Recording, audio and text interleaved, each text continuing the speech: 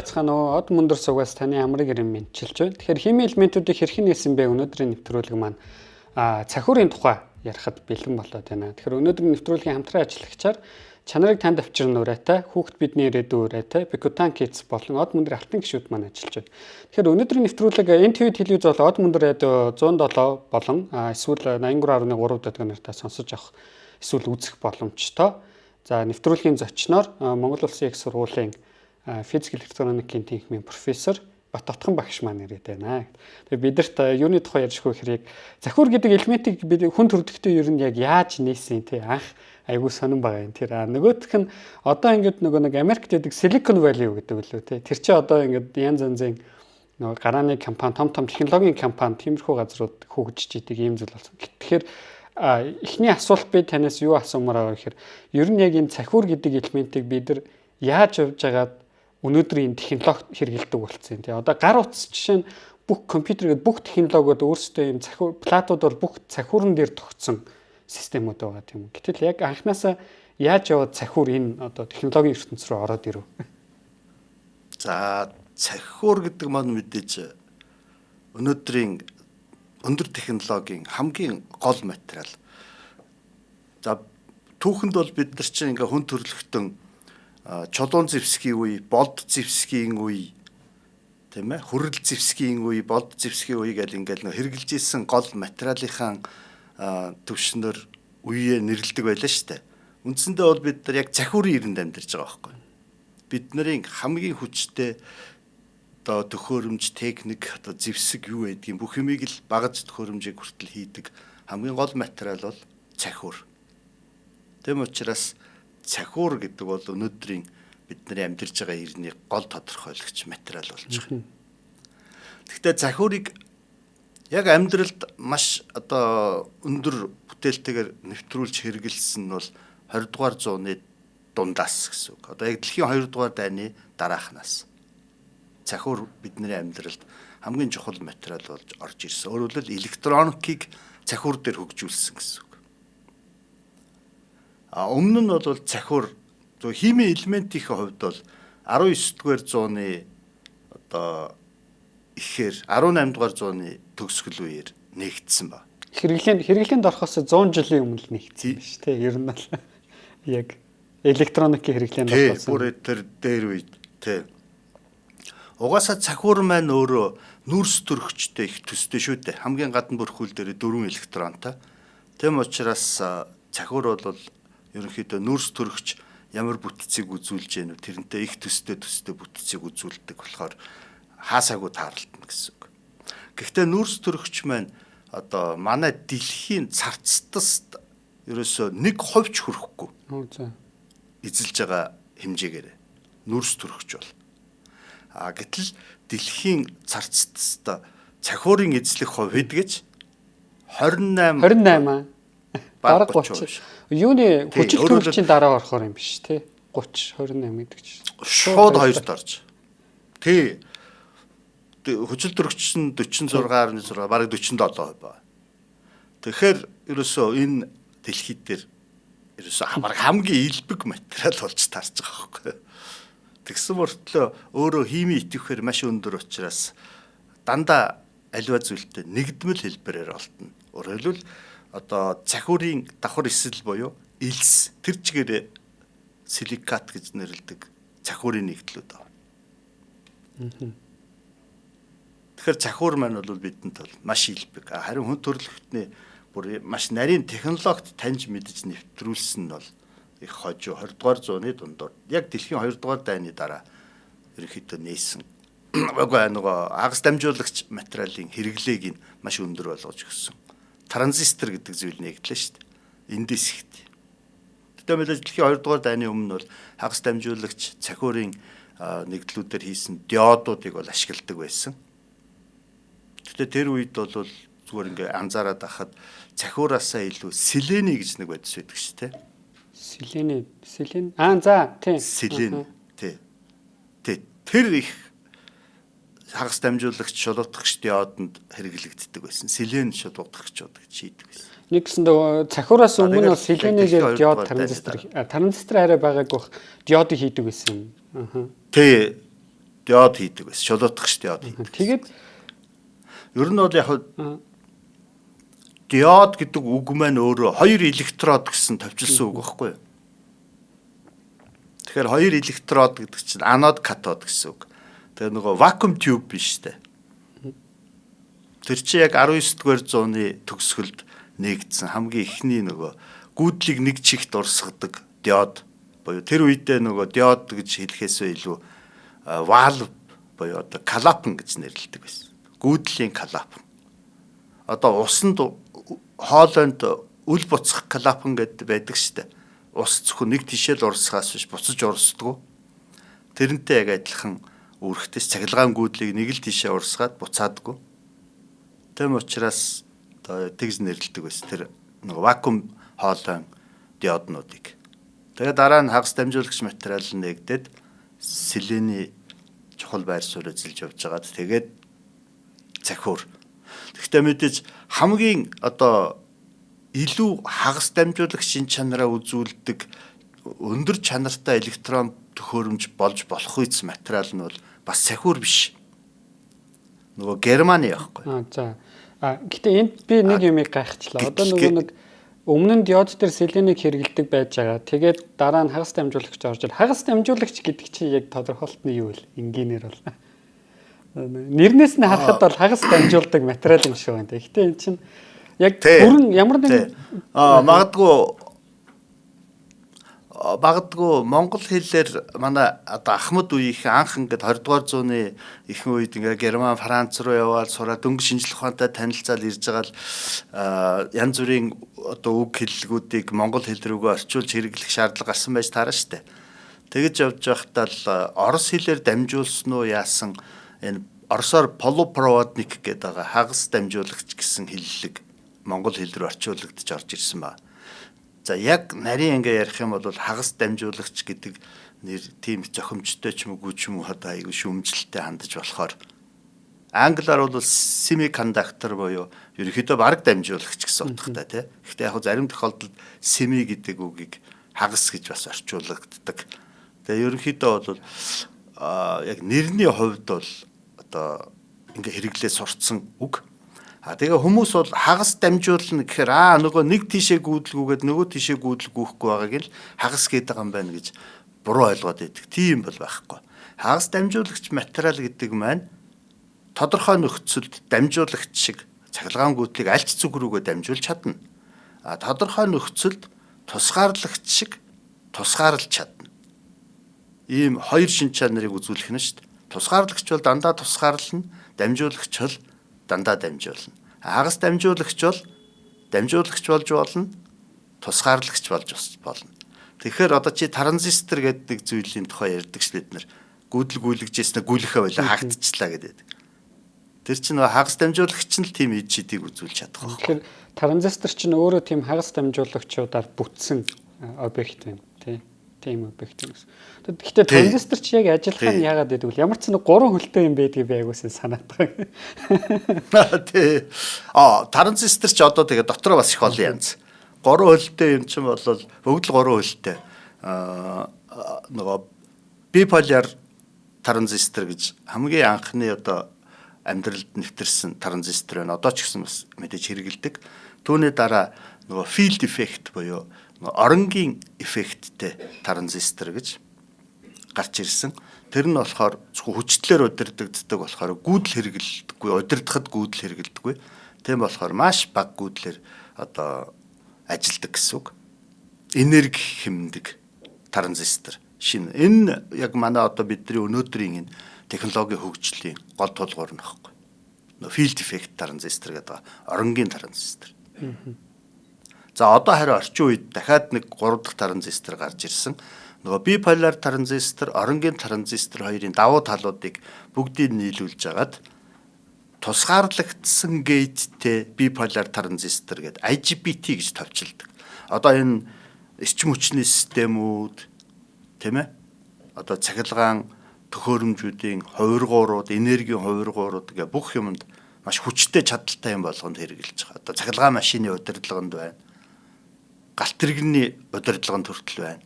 Хурдан галт тэрэгнүүд бол дандаа тийм хүчтэй IGBT гэдэг транзистор дээр ажиллаж явж байгаа шүү дээ. Нөгөө соронзон хөвгч билүү тийм ээ. Маглиу гэдэг. Одоо тэгэхээр за тийм 3 төрлийн транзистор байна. Гэтэ энд одоо нэг юм надад аягүй сонир санагдаад байдаг байхгүй. Бид нар чи яг одоо ингэж байгаа юм. Жишээ нь манай үеийнхэн бол шууд анханасаа гар утастай ч юм уу ингээд компьютер нэгэнд бий болцсон цаг үед төрчихж штэ. Тэгэнгүүт одоо чинь би аягүй сайн санаг ингээ багаас нэг юу ярьдаг гэсэн бэхээр манай компьютер нь ч юм уу одоо гар утасны ч юм уу процессорууд байгаа штэ. Процессорууд чи өөрөө нэг юм хэмжээ яриад байдаг те. Одоо нэг юм нэг дай хэмжээ байж байгаа. Тэгэнгүүт тэрэнд байгаа нэг транзисторын хэмжээ гэдэг юм яригадаад байдаг шүү дээ. Тэдэн нанометр энэ төр. Ялангуяа компьютер дээр тийм одоо орог хэдэн ч нанометр болсон.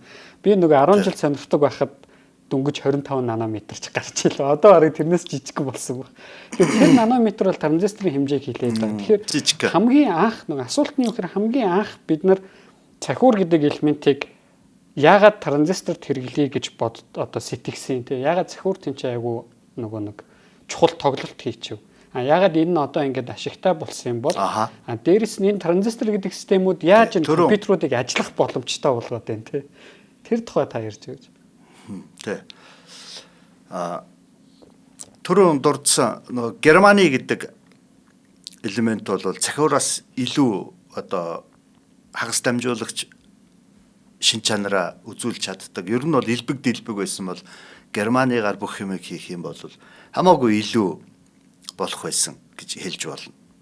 Даанч Германы маань өөрөө нөгөө хэцүү нэртэй газрын ховор элемент. Олборлож хайж олно гэдэг бол Монгол бол бүр бүтэхгүй юм болно. Гэтэл тэгээ тэр чи хайж олборлоход маш их одоо өндөр хүчин чадалтай уулуурхайн процесс явагддаг ч гэдэг юм уу. Ийм болохоор өөрөөсөө тэр Германы ч өөрөө үнэтэй. Цэвэр Германы хагас дамжуулагчаар жишээлбэл бид нар ноутбук компьютер үйлдвэрлэх юм бол магадгүй нэг ширхэг нь $20,000 үнэтэй болох. Тийм ээ. Тэгэхээр нэг компьютер одоо хамгийн сайн компьютер $2,000 гэж бодох юм бол 10 дахин илүү үнэтэй болчихно гэсэн үг. Тэрнээс ч илүү үнэтэй болох боломжтой. Тэгээд хямд материал мэдээж хайсан байна, тийм ээ. Гэтэл хүн төрөлхтөн маш азтай. Өөрөөр хэлбэл дэлхийн нөгөө царцдсан 28% нь цахиур байж идэг. Цахиур нөгөө бүх шин чанаруудыг үзүүлж чаддаг, хангасан. Тэгээд түүнийг боловсруулдаг технологи руу одоо хүн төрөлхтөнд дайрч орсон байна шүү дээ. Тэрнийхээ хүчинд ингээд юу хийж байна гэсэн үг. Технологи өндөр хэмжээнд хөгжүүлж чадчихъя гэсэн үг. За тэгвэл түрүүн ярьсан транзисторыг яагаад жижигхэн хийх ёстой юм бэ гэж. Мөрийн хууль гэж нэг хууль байдаг. 1965 онд Гордон Мөр гэдэг Intel корпорацийн инженер нэг эрдэмтдийн хурал дээр бид нар хагас дамжуулагч транзисторыг жижигхэн хийгээд ингээд нэг чип буюу нөгөө процессорын элементэн дотор ингээд багтаагаад ахаараа жил болгон тоог нь 2 дахин нэмээд яваад байгаа юм байна. Энэ 2 дахин тоог нь нэмээд байгаа энэ зарчмаа хадгалаад явах юм бол тэдэн жилийн дараа гэхэд нэг компьютерийн процессор дотор жишээлбэл тэдэн 100 сая тэдэн тэрбум гэд ингээд нөгөө транзистор чинь багтаад ирнэ гэсэн үг байхгүй.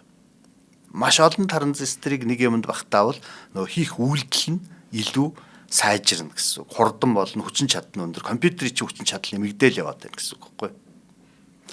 Өөрөөр хэлбэл нэг транзистор нэгийн тоог илэрхийлж чаддаг байх юм бол хоёрын тоог 2 транзистор илэрхийлээд ингээд явхаар 4 транзистор бол 16. Тэгээд 8 болох юм бол 255 гэдэг ингээд явдаг штэ хоёрын зэргээр.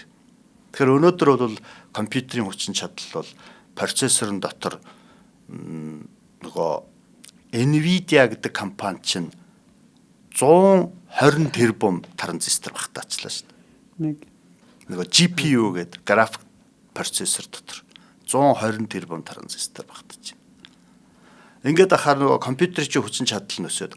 Компьютер гэдэг чи яг ямар байх хэвтэй вэ? Одоо зүгээр ямар ч электроникийн мэдлэггүй хүмүүс компьютерийг юу гэж хүсэх вэ? Хурдан байхад л болно. Өндөр хурдтай байх хэрэгтэй. Тэ? Түүнээс гаднаас хөнгөн байхыг хүссэн шүү дээ. Цүнхлээд явхад нэг хар хүнд юм хажуунаас чинь дараад байвал тэр хүнд таагүй. Тэгэхээр хүн бол ерөөсө хөнгөн авсаархан тэгээд маш хурдан байхыг л хүсдэг. Тэгэхээр энэ эрэлт хэрэгцээ эцсийн лүндээ компьютерийн хүчин чадлыг жил болгон авар хэмжээг нь өөрчлөхгүйгээр хүчин чадлыг нэмэгдүүл гэдэг шаардлага болж хувирч шүү дээ.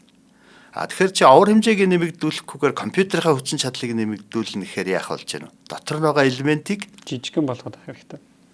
Жижигхэн болгоно. Тэ. Ингээд жижигрээд яваад байгаа байхгүй. Тэгээ өнөөдөр 25 онд IBM корпорац 2 нанометрийг хийлээ. 2 нанометр гэдэг чинь юу вэ? Бараг нэг атомын хэмжээнд тулж очиж шүү дээ. Нэг транзисторын хэмжээ. 4-өөс 5 ширхэг атом гэж байгаа хамгийн жижиг одоо устрагчаар их бол бүр олон болох байх. Маш жижигхэн болж байна. Тэгээ ингээд жижигрүүлээд байхаар бэрхшээлүүд гарч ирнэ. Чи бол нөгөө квант үзэгдлүүдийг нь сайн мэдж байгаа. 2 нанометрт очиод нөгөөтг чинь дамжуулагч гэхэд хэцүү, тусгаарлагч гэхэд хэцүү. Нөгөө хагас дамжуулагч шин чанар чинь захиурт байхгүй болчихно. Өшөө жижигрээд ирэхээр. За ингэхээр одоо яаж компьютер хийх юм бэ гэдэг асуудал гараад ирж байна. Тэм учраас ерөнхийдөө бол одоо хүн төрөлхтөн дахиад шинэ материалын ирэлт гарцсан явж байна. Захиураасаа дараагийн өөр ирэн рүү шилжих гээд шүү дээ, тий. Одоо ингээд захиурын ирэнд ороод нэг за 2 дугаар дайны дараа гэж үзэх юм бол 80 хэдэн жилийн дараа, бараг 80 жилийн дараа юм уу та тий. Дахиад өөр ирэнд ороход. Гэтэ би бас нөгөө нэг зарим юуг нь ойлгодог юм. Манай сонсогч нараас сайн мэдхгүй яж магадгүй. Одоо энгийнээр чинь бид нар ингээд транзисторыг ерөнхийдөө нөгөө процессор гэдэг юм чинь баахан транзистор тэр дотор өрөх юм бол ингээд хурдан болж байна. Ямар ч байсан. За окей, тэрийг ингээд ойлгочих болж байна. За мэдээлэл хадгалж болж байна тий. Одоо нөгөө нэг хоёртын тоонууд ингээд өрөх юм бол. Гэхдээ эн чинь ингээд ажиллах зарчмууд байгаа шүү дээ. Одоо тэр хоёр транзистор байлаа гэхэд мэдээлэл нэг талаар ороод нөгөө тишээ гарахтаа яг яаж ажиллаад яаж тэр процессор тэр транзисторуудын тусламжтай ажиллаад байгаа гэдэг нэг сонирн байгаад байдаг. Тэгээд тэр нь цаашаа нөгөө юутай холбогдсон шүү дээ тий. Тухайн процессорын хурд гэдэг юм байна шүү дээ. Нөгөө нэг давтамжаар илэрхийлждэг тий. Одоо чинь баг 5.2 ГГц байлуу да. Амар өндөр тоо явчихад. Секундэд 5.2 ГГц давтамж явна гэдэг. Тэр одоо энэ тоонууд маань өөрөө яг юуг илэрхийлдэг гэдэг юм бол. Электрон төхөөрөмж тооцон бодох үйл ажиллагааг хийхдээ эхлэх өрнөх төгсөх юугаа мэдэх хэрэгтэй шүү дээ өөрөө. Тэгэхээр тэрийг зохицуулж идэг одоо нэгсэн зүрхний цохилт шиг тэр процессорт байнга өгж идэг тийм юу гэдэг байхгүй юу? Одоо дохио. 1-р шат, 2-р шат, 3-р шат гэдэг ингээд алхамаар. Тэгэхээр тэр алхамныхаа тусламжтай нөгөө компьютер тооцоолон бодох үйлдэлээ дистралуулад хийх хэрэгтэй. Тэр одоо электрон төхөөрөмжүүдийн бас ажиллах хурдтай тэр чинь холбоотой болчихно. Нөгөө транзистор чинь нээлттэй байжгаад хаагдах хэрэгтэй болно гэсэн үг шүү дээ. Тэгээ хаалттай байжгаад буцаад нэгдэх хэрэгтэй болно, тийм ээ. Өөрөөр гүйдэл гүйлгэж жагаад гүйдэл гүйлэхээ болох хэрэгтэй. Дахиад гүйдэл гүйлэх хэрэгтэй гэдэг ингээ ээлжлээд явж явах хэрэгтэй, тийм үү? Тэгэхээр тэр чинь нэгдэх хаагдахтаа заавал хугацаа зарцуулнаа да. Өнөөдөр гэрлийн хурднаас хурдан зүйлийн ертөнцийн байхгүй юм чинь тэгэхээр транзистор хүртэл нэгдэж хаагдахтаа хугацаа зарцуулна. Тэгэхээр тэрийг маш өндөр хурдтай болгох юм бол маш хурдан тооцоо хийх компьютер бүтээж чадна гэсэн үг. Нөгөө транзистор нь 1.0 гэдээ нэгдэж хаагдахтаа өндөр хурдтай байх хэрэгтэй. Тэгвэл тэрнийхэн шаардлагыг цахиур үндсэндээ одоо эцсийнхэн юунд тулцсан явж байгаа гэсэн үг. Шатанд тулцсан. Чаданд тулцсан. Одоо өөрөөр хэлбэл цахиурыг үндсэндээ ашиглаад одоо компьютер хийж байгаа тохиолдолд процессорын давтамжийг ерөнхийдөө нэг 10 ГГц чиглэдэг үлээ лимит нь. Гэтэл одооны компьютерууд чи ерөөсөө дээдл нь 5 ГГц-с дээшээ гаргаж чадахгүй байгаа шүү дээ. Одоо тэгээд бас яг чадж болно, гаргаж болно. Гаргахаар нөгөө энерги хэрэглэлт нь өсөд хална гэсэн. Эрчим хүчний зарцуулалт нь өсөд тэгээ нөгөө компьютер чи батарей нь компьютерээсээ 5 дахин том болчих гээд шүү дээ. Тэгэхээр нөгөө авсаархан байх хэрэгтэй гэдэг шаардлаганд чинь нийцэх байлаа. Тэгэхээр бас энэ чинь нөгөө юу байгаа бах те. Одоо анх бас нэг халалтын асуудлууд дээр цахиур Германы хоёр адилхан байсан үгүй. Одоо тэр хоёулаа ингэж төсөөлөлтөө тэр хоёроор нэг юм том нүдэнд харагдахаар хоёр транзистор хийгээд хоёр ширхгээ хийчихээ л та. Тэгээд нэг ингээд хоёр ижилхэн өрөөнд тавьж байгаа тог гүйлгээ мэдээлэл явуулъя тий. Тэр чинь ингээд дамжуулагч болоод буцаад юу тусгаарлагч болоод ингээд нэг шилжээд харч тийм чи халалт үүсэх хэрэгтэй болно тий. Тэрэн дээр ямар шин чанар вэ? Ер нь адилхан бол гэдэг юм болов. Тий. Хамгийн гол нь энэ дээр бол Германы давуу байхгүй. Германы ажиллаж байхдаа баг хүчтэл өөр дөрөө унагадаг. Жишээлбэл одоо ч гэсэн бид нар Германы гэдэг хагас дамжуулагчаар хийсэн диодыг ашигладаг шүү дээ. Тэгэхэд Германы диод нэг 0.2 вольтын хүчтлийн уналттай байхад цахиурын диод чинь 0.7 байхгүй. 3. Хүчтэл нь их байна гэдэг чинь ялгарх энерги нь их байна гэсэн үг байна. 3 дахин өдөр. Тий, тэгэхээр Германыгаар компьютер хийх юм бол маш энерги хэмнэлттэй болно л гэсэн үг. Гэхдээ мэдээж нөгөөдөг чинь олборлоход хамгийн төвөгтэй учраас үнэтэй. Төвөгтэй нэг зардал ихтэй байгаа дээ тий. Германыгаа гаргаж авах зардал нь өөрөө их байгаа. Гаргахаас гадна бас тэгээ завсрын боловсруулалтууд маш өртөг өндөртэй болоо явчихна. За тэгэхээр хоёулаа нэвтрүүлгийн хамтран ажиллагчаа танилцуулаад тэгээд үргэлжлүүлье. Тэгэхээр өнөөдрийн нэвтрүүлгийн хамтран ажиллагчаар чанарыг танд авчирна хүүхэд бидний ирээдүй Пиктан Китсийн хамт олон маань ажиллаж байна. Linux Media хамт олон маань. Тэгэхээр энэ өвлийг амин дэмээр баялаг өвөл урайн дор хүүхэд багчуудын дархлааг дэмжих юм олон төрлийн витаминууд, тэгээ амин дэмүүд, ашигтай бактерийг нэг дор агуулсан юм нийлмэл бүтээгдэхүүн гаргаж байгаа юм лээ. Тийм дөрвөн төрлийн Пиктан хүүхдийн витаминыг санал болгож байгаа. Мэдээж та хаанаас авах боломжтой вэ гэхээр Health Point гэдэг дэлгүүр эсвэл ер нь ойр орчимдоо байгаа хамгийн ойрхон бүх эмийн сангуудаар ороод авч болно тийм энэ дөрвөн төрлийн Пиктан Китсийн витаминуудыг. Тэгэхээр яг давуу тал нь юу вэ гэхээр нөгөө ашигтай бактери заяа. Тэгээд янз бүрийн амин дэмүүд тэгээ эрдсүүдийг нэг дор хийцэн. Тэгэхээр нөгөө нэг сумаар дөрөв тулаа буудаж байгаа тохиолдол болчихж байгаа байхгүй бүгдийг нэг дор авчиж байгаа. Тийм учраас айгу давуу талтай. Тэгээд ялангуяа одоо нөгөө өвлийн цаг үед чинь бид нар наазах нөгөө өвөл гэрээсээ гарахаа болонгоо Д витамины дутагдaltaд ордог шүү дээ. Тэгэхээр ядаж Д витаминээ нөхөж авах ч гэсэн хэрэгтэй. Тэгээ хамгийн гол нь хүүхдүүд маань маш их хэрэгтэй бүтээгдэхүүнийг санал болгож байна. Хэрвээ та дэлгэрэнгүй мэдээлэл авахыг хүсэх юм бол Alkaloid Mongolia гэдэг Facebook хуудасаар нь ороод авч болох юм байна. За нэг уцаар ярих дуртай хүмүүсээр шууд 835191 эсвэл 99349717 гэсэн дугааруудаар холбогдоод дэлгэрэнгүй мэдээлэл аваарай. Пиктан Китсийн хамт олондоо баярлалаа. Тэгэхээр эргээд нэвтрүүлэгтээ ороход танаас дахиад одоо нөгөө нэг цахиурыг бид нар ингээд хэрэглээд электроникийн үе рүү ингээд шилжиж байгаа тий. Тэрэн дээр айгүй юм сонин асуултууд их байна л да. Наазах нь одоо нөгөө муурын хууль бол жишээ наазах нь физикээс гарч ирж байгаа хуулиуд тэр бид нар ингээд ажигласан хуулиу гэдэг нэг юм асуулт байна. Хоёрт яг одоо ингээд цахиурыг ерөөсөө уул нь бол Германы давуу талтай байна тийм үү? Зардал ихтэй л болохоос биш. Бусад физик шин чанаруудаараа илүү давуу талтай байна. Тэгээ ингээд цахиурыг хэрэглээд явчлаа. Тэгэхээр энэ дунд одоо нэг технологийн ямар асуудлууд, дэвшлүүд бас гарч исэн сүүлийн 80 жилийн хугацаанд. Одоо ингээд ямар нэгэн дэвшлүүд гарсан байж л өнөөдрийн хэмжээнд хүрсэн байгаа илүү дээ тийм. Тэ. Одоо энэ бид нар цахиурын хөндий гэж Америкт байдаг тийм ээ. Калифорни мужид байдаг. Магадгүй зарим нэг энгийн сонсогч цахиурын хөндий гэхээр тэнд л цахиурыг олборлоод цахиурыг боловсруулаад тий компьютерийг хийдэг гэж боддог баг тий. Тийм байхгүй. Цахиур бол түрүү хэлсэнчлэн дэлхийн 30%-ийг эзэлж байгаа учраас хаанаас цахиур бид нар олборлоод хэрэгжилж чадна. Жишээлбэл манай Монголын илс гэдэг бол тэр чигээрээ цэвэр цахиурын одоо юу байхгүй их усүр. Тэндээс бид нар олборлож болох ёстой гэсэн. Цахиурын хөндий гэдэг маань бол одоо энэ чиний саяны хэлсэн энэ сүүлийн 80 жилд бий болсон хүн төрөлхтний ололт дэвшлийг хөгжүүлж өнөөдрийн түвшинд гаргаж байгаа маш өндөр хөгжилтэй компаниуд офис байгуулсан хот байхгүй. Apple байгаа, Google байгаа, тийм ээ. Тэнд microchip гэдэг юм уу.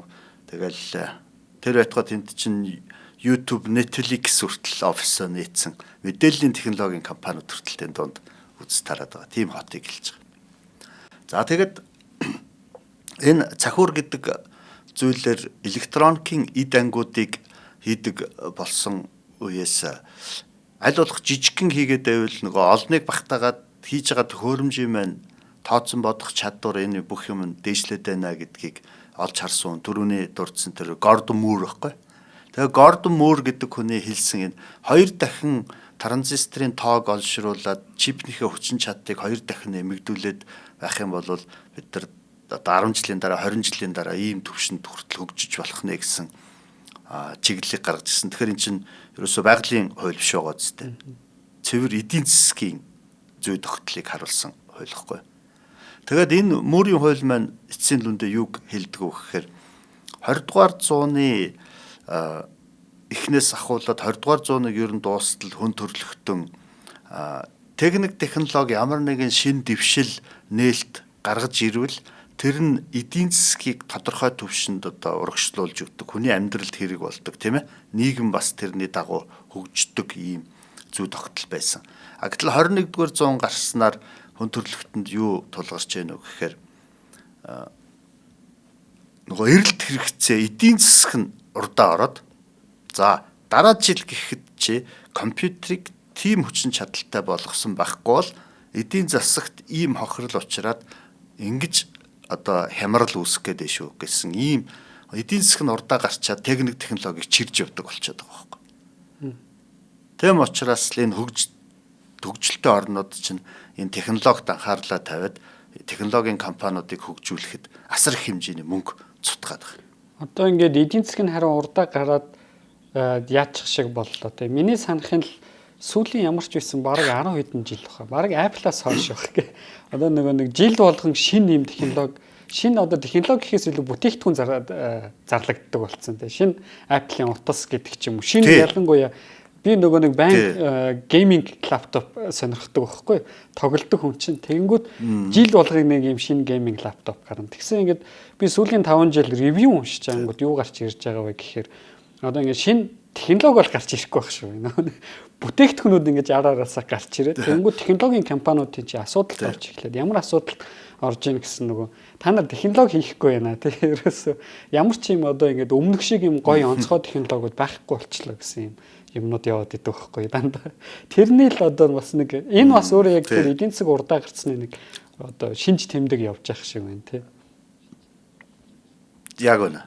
Тэгээд компаниуд одоо тэр бүтээгдэхүүнээ хөгжүүлж явж байна гэсэн. Гэтэ одоо ингээд байдал тэгэхээр айгу сонирхол болчихж байгаа юм л та.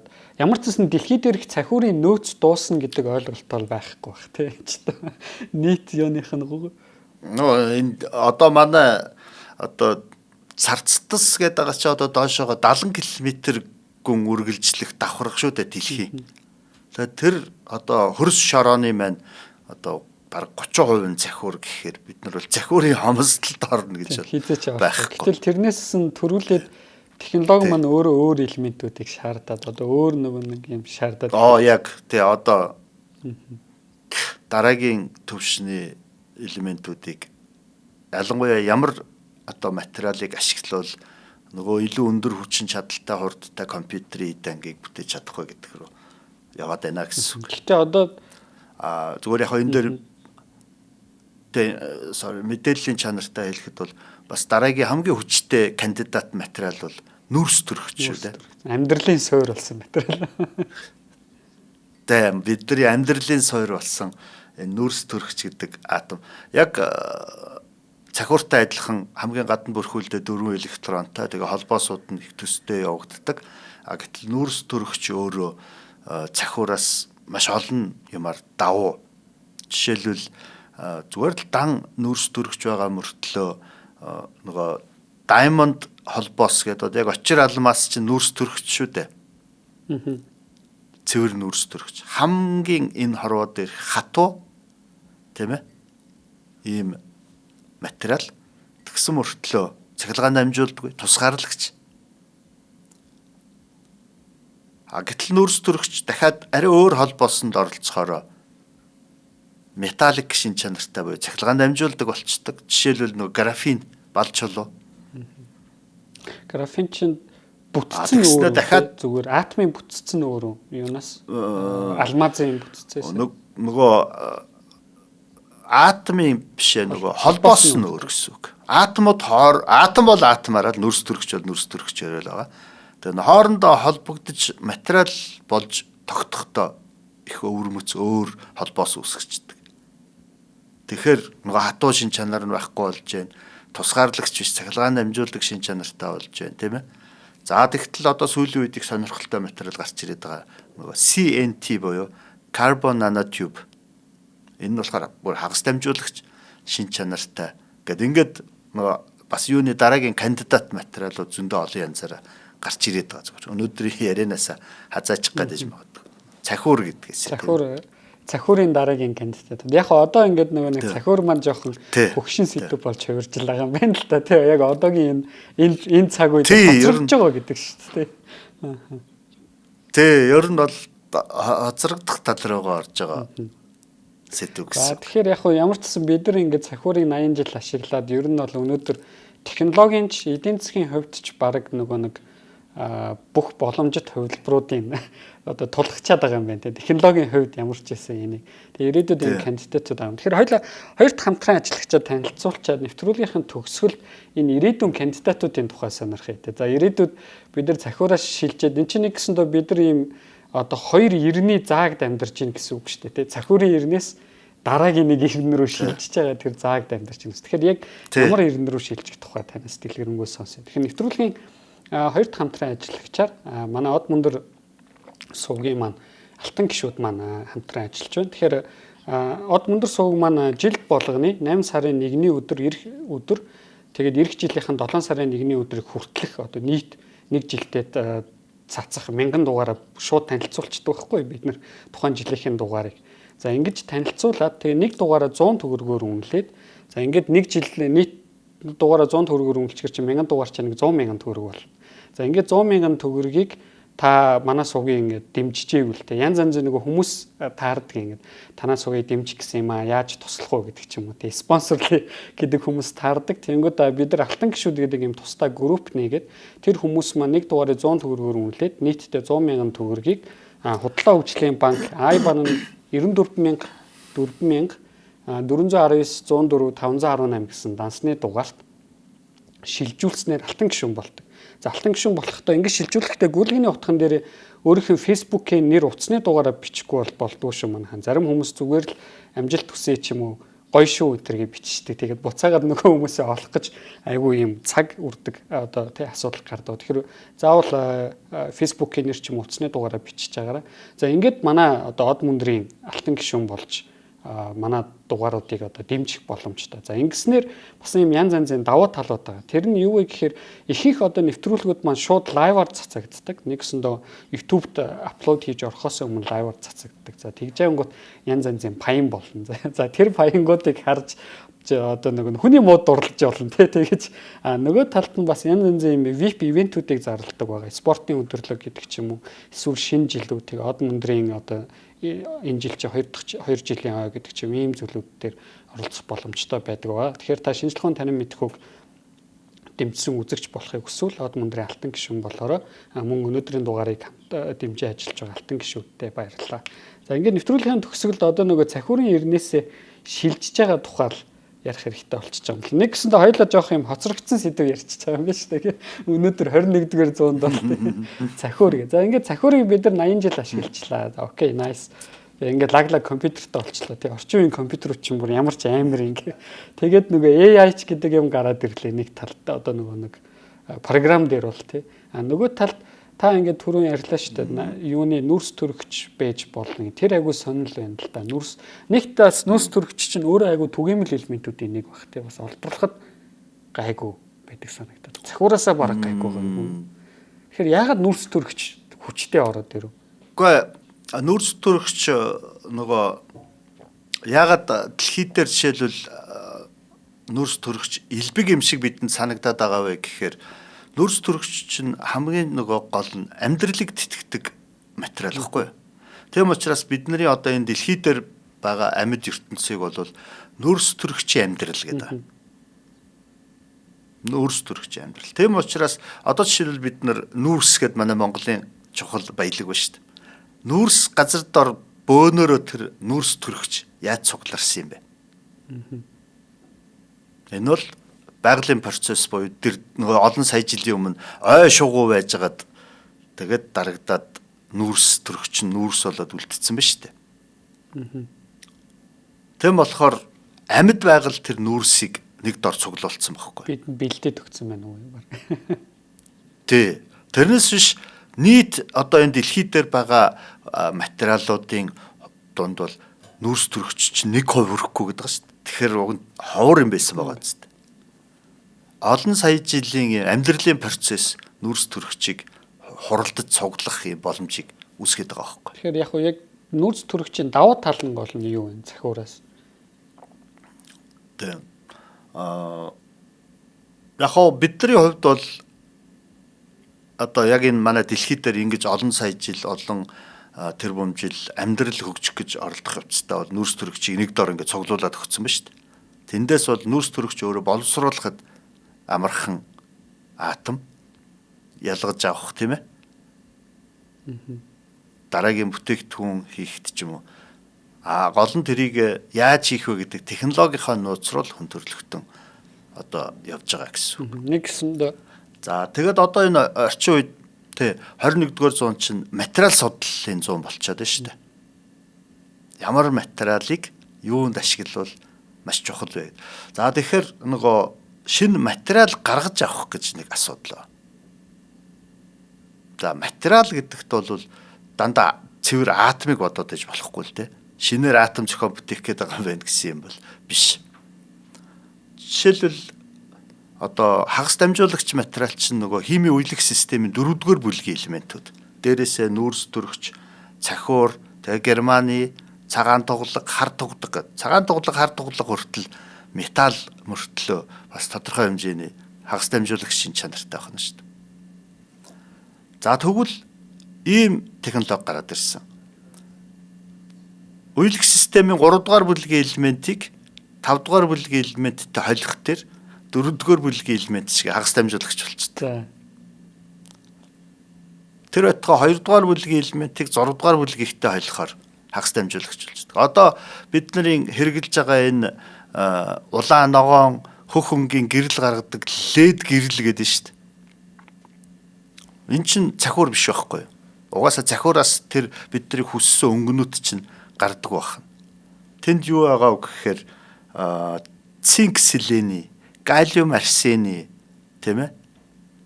Алюминиум фосфид энтер гэсэн ийм нөгөө өөр бүлгийн элементүүдийг хооронд нь нийлүүлж байгаа дахиад хагас дамжуулах шинэ материал гаргаж ирээд. Тэгэхээр энэ судалгаа бас цаашаа явж байгаа дахиад хүн төрөлхтөө өөрсдөндөө хэрэгтэй чухал хагас дамжуулагчийг гаргаж авна. Нэгсэндээ өмнө нь бол зүгээр элементийг дангаар нь хэрэгэлдэг байж байгаа. Одоо хольж сурч байна. Хооронд нь. Одоо тий. Яагаад гэвэл ертөнц бидэнд тэрийг хольж бэлдэж өгөөгүй. Хүн өөрийнхөө оюун ухаанаараа энэ чи ингүүл ийм болд юм байна шүү гэдэг мэдээд судалсны үндсэн дээр хооронд нь нийлүүлж хийж гэнэ гэсэн. Тэгээ ингээ бол бид нар одоо орчин үед энэ лед дэлгэцүүдэлг нь тийм ээ зөндөө олон материалыг шинээр гаргаад одоо бидний гар утасны дэлгэцнээс гарч байгаа энэ өнгө компьютерийн дэлгэцнээс гарч байгаа өнгө бүх юм чинь organic LED буюу органик хагас дамжуулагчаар хийж байгаа. Нэр органик хагас дамжуулагч өмнөх одоо нөгөө уламжлалт хагас дамжуулагч хоёр манаас яг ямар ялгаатай. Би тэрийг бас саяхан сонирхож байгаа. Уншина гэд мартцсан. Ягаад тэгэхээр нөгөө за органик чинь LED зурагт OLED зурагт хоёр байсан байхгүй юу? Тэгсэн ингээд тэр хоёр дээр юм байгалийн зураг одоо нэг цэцэг навчаар дүүрсэн байгалийн талын дүрс гаргаж байгаа юм л та. Тэгсэн OLED бол бүр ингээд шал өөр харагдаж байна. Бүр ингээд хамаагүй амьд, хамаагүй юм бодтой дүрслэл гарч ирээ. Хөөе энгийн LED LCD-нүүд бол тэгж чадахгүй байгаа байхгүй юу тийм чи ерөөсөө. Тэгээ би гайхаад OLED нь өөр юм байна. Тэнд тэгтээ өнгөний хувьд л өөр биш. Нөгөө гэрэл үүсгэж байгаа одоо бол бид нар пиксел гэхээр бүгдээрээ мэдээс зурагны пиксел гэдэг. Тэгээ тэр дэлгэцсэн дээр чинь пиксел гэж жижигхэн цэгнүүд байгаа шүү дээ гэрэл гаргадаг. Тэрийг OLED-ууд бол органик хагас дамжуулагч жижигхнэр хийж болж байгаа хгүй. Тэгэхээр нөгөө зурагны чинь наривчлал улам шигүү болоод Тэгээд шигүү цэгээс олон жижигхэн цэгээс гэрэл гарахаар чамд тийм тод харагдаж байна гэсэн. Ялгарл нь их гоё тод харагдаж байна. Тэгээд нөгөө органик хагас дамжуулагч материал гэдэг чинь ерөөсөө нүрс төрөгч оролцсон тийм зүйлс байхгүй. Нүрс төрөгч холцсон байна гэсэн. Анх бол энэ тий ер нь бол нөгөө органик материал гэхэр чинь ус төрөгч, нүрс төрөгч, азот нөгөө хүчил төрөгч гэ бүгд ингэ нийлээд органик молекул гэдэг юм болол явж байгаа ш тийм ээ. Тэгж байгаа тэр бүтцэн дотроос л тэр нөгөө хүссэн хагас дамжуулагч шин чанараа бүтээгээд байна гэсэн үг. Одоо бүр жоохон болигтойхон тайлбарлах юм бол ийм чи нэг амар царимуутай ангер фиш гэдэг нэг далайн гүнд амьдардаг загас байдаг шин амар хошуу дамтай. Духныхаа үзүүр дээр ингээд энэ тэмтрүүл шиг юмтай тэрнийхээ үзүүр дээр асдаг гэрэлтэй. Өөрөөр хэлбэл байгалаас одоо чийдэн бүтээсэн тийм загас ахна шүү дээ. Тэгээд тэрэндээ гүйдлөгөө цахилгаан гүйдлөгөөд гэрэл гарангууд харанхуй далайн яролд ангаа гэрэлтүүлж байгаад барьж иддэг. Ийм өөрөө духандаа чийдэнтэй нөхөр яваад. Тэгээд тэрний материал юу ах вэ? Тэр нөх загас чи өөрөө төрж бий болоод ингэхдээ тэр гэрэл гаргадаг эргэтнээ хөгжүүлээд бий болгоцсон ба шүү дээ. Тэгээд тэн дотор ч жишээлбэл тийм хагас дамжуулагч өвлөд явж байгаа юм шүү дээ. Байглаасаа өвлөдтэй загас байна шүү дээ. Тий. Тэр тэгж гин гэсэн. Тэгэхээр тэрнээс улбаатай ч юм ингэ судалж явсаар байгаад одоо энэ бидний орчин үед хэрэглээд байгаа органик хагас дамжуулагчид ч гарч ирээд органик хагас дамжуулагчийн нөгөө цахиур хагас дамжуулагчудаас давуу тал нь юу гэхээр нөгөө кристалл бүтцэн өөр учраас уян болдог. Одоо энэ гоё нугараад байгаа дэлгэцснүүд биш. Хэрэв тэрийг бид нар өмнөх нөгөө уламжлалт хагас дамжуулагчудаараа хийсэн бол нугалах гэж оролдох юм бол тас гэж хагарна шүү дээ. Нөө бид нар дээхэн үеийн утсыг газар хамаагүй унгаавал дэлгэцэн цуураал хагараал гимтдэг байсан бол одооны дэлгэцүүд бол өөр уян болцсон юм чинь тэгж хагарахгүй нь шүү дээ. Өвлөд LST хоёрыг ингээд зэрэгцүүлж хагаад хүрсэн чинь өвлөд нь юм зөөлхөн байдаг юм л шүү дээ. LST болохоор юм хатуу юм байна. Тэр чинь уян байна. Харин уян байдаг юм байна. Тий. Тэр нь тийм органик нэгдэлтэй учраас тэр материал маань тийм. Тий. Тэгэхээр яг хөө ингээд өөрөд ямар ч юм уян хатан энтер болгох тийм байна. За ингээд дараагийн нөхцөл дээр бид нар янз янзын химийн нөгөө 2 дугаар бүлэг, 6 дугаар бүлэг, эсвэл 3 дугаар бүлэг, 5 дугаар бүлэг гэдэг ч юм уу холиод шинэ материал гаргаж авахаар үзэж тарж байгаа юм байна тий. А нөгөө талд бас ийм асуулт байна. Юу гэхээр түрүүн ингээд та нэвтрүүлгийн эхэнд ярьсан шүү дээ. Цахиур бол ингээд манай дэлхийн нийт цаарцын 30% амар түгээмэл хоёрт ордог юм элемент байна. Тэгэхээр энэ нөхөр чинь ямар нэгэн байдлаар яаж хийж яагаад дэлхий дээр ирсэн байх хэвээр тийм үү? Ирсэн байна гэдэг чинь ямар нэгэн байдлаар яаж хийж яагаад үүссэн байх хэвээр. Тэгэхээр яг манай сонсогч нарын зарим нь бол одоо бүр ингээд мэддэг болцсон байх хэвээр л доо. Юу вэ гэхээр манай нар төс элементүүд бол айгүй хүнд элементүүдийг үүсгэж чадахгүй тийм. Тэгэхээр цахиур ингээд нар төс доддын дотор үүсвүү эсвэл яаж үүсвүү? Хар нүхнээс гараад ирвүү гэх. Тэ. Тэгэхээр угаасаа энэ бүх хими элементүүдийн цөм нь цөмийн уруулаар бий болсон. Өөрөөр хэлбэл оддын дотор явагдаж байгаа цөмийн уруулуудаар бий болдог гэсэн үг. Гэхдээ нар маань бол харьцангуй жижигхэн од. Тэгээд нарны цөм дотор бол одоо тэр нүрс төрөгч, азот, хүчил төрөгчийн цикл гэдэг юм явагддаг учраас нүрс төрөгч үүсээд, азот үүсээд, хүчил төрөгч үүсээд ингээд циклдж идэг ийм боломж бол байгаа гэж үздэг. Харин яг энэ цикл дууссаны дараа бол альфа цикл гэж цөмийн одоо үзэгдэл байгаа. Энэ нь юу гэхээр одоо цахиур тийм ээ цаашлаад бүр магний маш олон төрлийн элементүүд үүсэх боломжийг бий болгодог гэсэн үг. Ингээд ер нь бол нэлээд аварга том однуудад бол төмөр хүртэл үүсдэг гэж үздэг байна. Тэгэхээр цахиур манай дэлхий дээр ийм элбэг байна. Тэр нь наран дотор үүсээгүй гэхээр манай энэ систем өөрөө өмнө нь маш том од байжээ гэсэн үг тийм ээ. Аварга том од байсан. Тэгээд аварга том. Дор хаяж нарнаас 8 дахин том гэж. Тэгээд тэр од сөнөх үед түүний цөмд байсан энэ цөмүүд зүг бүрт цацагтаад тэгээд буцаж дахиж цуглараад за төвд нь нар нь үсээд тэгээд дэлхий үсээд ингээ гаригуд үссэн гэж үзэж байгаа байхгүй. Тэгэх явцад л манай дэлхий дээр асар их хэмжээний энэ цахиур ирж хоролтжээ гэсэн үг. Тэгээд тэр нөгөө нэг оддын төвөөс дэлбэрээд гарч ирж байгаа цахиур бол яг цэвэр цахиурын атом гарч ирж байгаа байх тийм. Цүм баг гарч ирж байгаа байх. Тэгээд тэнцэн бас баахан урвал доо. Ер нь бол оддын бүтцэд бол электронч байгаа, атомуудын цөмүүд нь ч байгаа. Гэхдээ одоо жишээлбэл наран дээр гэхэд ус төрөгчийн цөмч байгаа, гелийн цөмч байгаа. Тэгээд цөм рүүгээ ороод ирэхээр тэр нөгөө нүүрс төрөгч, азот хүчил төрөгчийн цөмүүд нь хүртэл байх нь шүү дээ. За түүнээс гадна наран дээр бол мэдээж электронууд маш хэмжээгээр үүсэж байгаа ба. Гэхдээ тэнд ямар ч атом байхгүй. Наран дээр ямар ч атом байхгүй. Яг гэвэл цөмөөд тойрч электрон эргэжээж атом болно. Гэтэл нөгөө асар өндөр энергитэй электронууд чинь тэгж цөм гих зүйлийг тойроод эргээд явахаар тийм боломжтой биш нөхцөл байдал байгаа. Харин нар сүнөд бүр дэлбэрээд орчлон хорвоогоор цацагдчих юм бол нөгөө цөмүүд чинь тусдаа гарч ирээд хөрн, энерги нь багасна.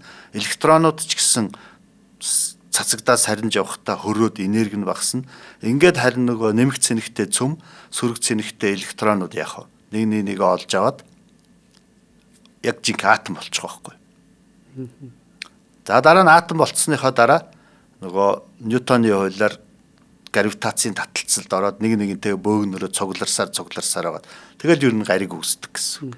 Тэгээд тэр донд нэг давхарга нь цахиур болцсон. Нөгөөх нь нэг хэдэн тэрбум жилийн дараа хүн гээд амтан үүссэн хэрэглээд явж байдаг. Тий. Яг хоо дэлхий цөмдөө төмөртэй гэдэг байгаа шүү дээ, тийм ээ. Тэгэхээр яагаад дэлхий цөмдөө төмөртэй байгаа юм? Мэдээж анх үүсч байх үед бол манай дэлхий одоо бидний сууж байгаа шиг ийм сайхан 20 градусын тийм ээ температуртай байгаагүй шүү дээ. Хэдэн мянган градус хэдэн өндөр температурт ингээд буцалж байгаа гадаргуун. Тэгэхээр бүх дэлхийг бүрдүүлж ирсэн нөгөө химийн элементүүд чинь шингэн төлөв рүү тэмүүлнэ тэ халуун юм чи. Ингэхээр нөгөө хүнд төмөр яах вэ? Хайл шүү дээ. Доошоогоо хайлсан төмөр чинь хамгийн хүнд нь юм чинь доошоогоо хамгийн төвд нь живээд төв рүүгээ явцчих штэ. Гэтэл цахиур бол яаж ийна? Харцангуй хөнгөн учраас наагур аваад байна те. Харсангуй хөнгөн учраас гадаргуу дээр үлдчихэж байгаа байхгүй. Тэгээд тэрийг өнөөдөр тэгээд манай зарц компьютер хийцээ яваад тэр компьютер ашиглаж хоорондоо нэвтрүүлэг хийгээд. Дэлхийг хатуу биетэй гариг болж тогтоход хүртэл энэ цахиурын гол нөлөө байхгүй. Хатуу төлөвт одоо илс шороо энэ юм чинь бий болох хэрэгтэй шүү дээ. Илс шороо нөгөө нэг хөрс хайлах температуртэй байдаг тийм. Тий. Тэгээд царцтас гэдэг байгаагийн учир нь тийм царцуу гадаргуу хэрэгтэй гэсэн. Энд бол цахиур их үүрэг гүйцэтгсэн гэсэн үг байна шүү дээ. Дэлхийг хатуу гадаргуутай болж тогтоход. Тэгээд нөгөөх нь хүчил төрөгч. Цахиур хүчил төрөгчтэй уралд ороод цахиурын давхар эсэл буюу одоо энэ шил гласс болж штэ. Тэгэхээр яг илс гэдэг чинь тэр чигээр шил байхгүй. Тэр чинь тэр чигээр цаана цахиур явж байгаа гэсэн үг штэ бас. Илсэл явж байгаа. Тэгээ цахиураас гадна нөгөө хүчил төрөгч бас хэрэгтэй. Цахиур дангаараа бол ер нь байгаль дээр оршихгүй штэ. Маш хими идэвхтэй учраас заавал өөр нэг юмтай очиж уралд орж тогтох хэрэгтэй болж байгаа. Тэгэхээр хүчил төрөгчтэй уралд ороод илс шороо болоод тогтож ийн гэсэн үг. Бас нэг хүчил төрөгч нь маш илбэг дэлхий дээр хамгийн ихний илбэг нөхөр нь явж байгаа шүү дээ. Хоёр илбэг хоорондоо ер нь харилцан үйлчлэлд ороод янз янзын юмыг үүсгээл тань чинь. Тий. Одоо тий. Манай Нарны аймгийн одоо наранд ойрхон гаригууд бүгд тийм бүтцтэй шүү дээ. Бод сугараас ахвал ангараг хүртэл яг адилхан бүтцтэй. Харин санчир бархасвад руу ингээд холдоод ирэхээр цахиур байхгүй болоод Хийн гараг. хийн гаригуд болоо явчихсан. Тэгээ ус төрөгч голлоо тэр чинь. За баярлалаа. Нэвтрүүлгийн маань цаг дуусах төгсөн байна. Бас тэгээд Монголд ингээд тог тасраад байгаа учраас бит хоёр жоохон шахуу ярих хэрэг гарсан байна өнөөдөр. Тэр нь та бүхнээсээ уучлалт хүсье. Өнөөдрийн нэвтрүүлгийн бидний урилгыг хүлээж авч ирсэн хүмүүсийн Бат Отхон багштай баярлалаа. Мөн нэвтрүүлгийн хамтран ажиллагчаар Ленус Мед болон Алтан гишүүд маань ажиллаа. Дараагийн дугаараараа дахин уулзтлаа. Баярлалаа. Баяр таа.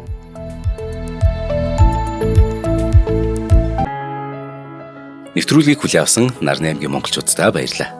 Одмондөр сувг нь энэ мэдчлэн таны мэдхүйн мянган нэвтрүүлгийг 2026 оны 7 сарын 1 хүртэл та бүхэндээ хүргэх юм. Их хэлээрээ шинжлэх ухаан танин мэдхүйг түгээхийн үлсэд нэгтгэх хүсвэл та бидэнд хандив өгөх боломжтой.